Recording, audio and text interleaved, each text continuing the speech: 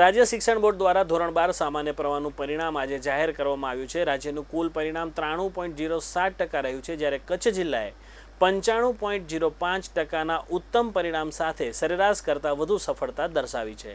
કચ્છ જિલ્લામાં કુલ 10,245 વિદ્યાર્થીઓ પરીક્ષા માટે હાજર રહ્યા હતા। A1 ગ્રેડ પ્રાપ્ત કરનાર વિદ્યાર્થીઓની સંખ્યા 150, જ્યારે A2 ગ્રેડ પ્રાપ્ત કરનાર વિદ્યાર્થીઓ 1345 રહ્યા હતા।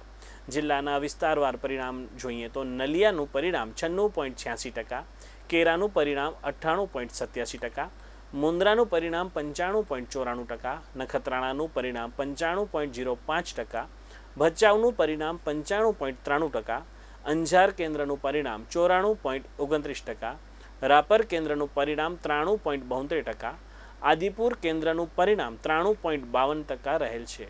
ખાસ કરીને પાનધ્રો સેન્ટરનું પરિણામ 93.53%, ગાંધીધામ કેન્દ્રનું પરિણામ 93.83%, ભુજ કેન્દ્રનું પરિણામ 96.34%, માંડવીનું પરિણામ 96.63% અને ખાવડાનું પરિણામ 52.56% આવેલ છે।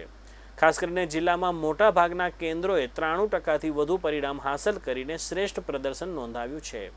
ખાસ કરીને કેરા 98.87% અને માંડવી 96.63%એ ઉચ્ચ શ્રેણીનું પરિણામ આપ્યું છે। આ ઉત્કૃષ્ટ પરિણામ શિક્ષકોની મહેનત, વિદ્યાર્થીઓની લાગણીશીલ તૈયારીઓથી આવેલ છે। કચ્છ જિલ્લામાં શિક્ષણ ક્ષેત્રે સતત સકારાત્મક પ્રગતિ થઈ રહી છે।